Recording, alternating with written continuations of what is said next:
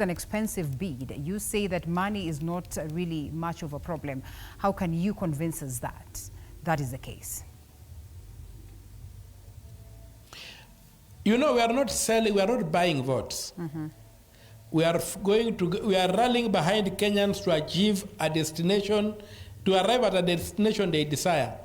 The people go out to buy votes, and some of this money, you are being told, is money that is used to corrupt election officials and things like those. We are going to get Kenyans to say that the elections are going to terminate at the constituency. Mm-hmm. We are going to have campaigners who are running for seats in the various constituencies.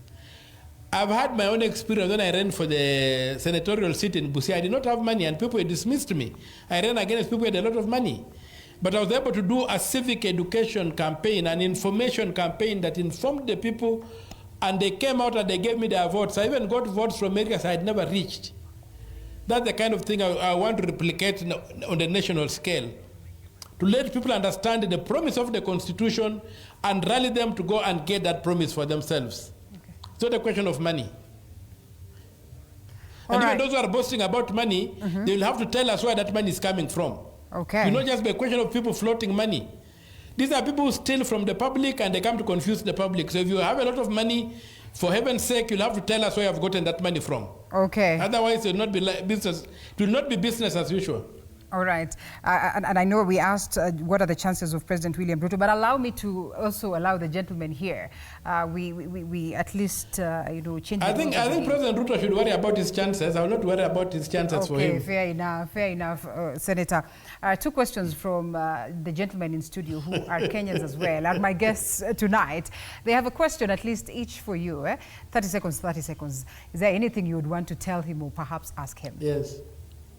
Yes. We'll begin with you, yes. Yeah, definitely. So, Senator, you've been quite active in terms of finances, and, we saw you in Finance Bill 2024, Finance Act 2023 at the Supreme Court.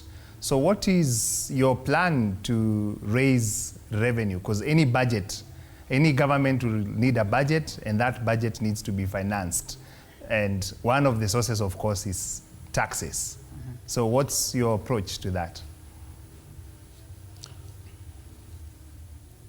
My approach to that is that taxation is a necessary evil and is allowed in the Constitution because government must raise money to function.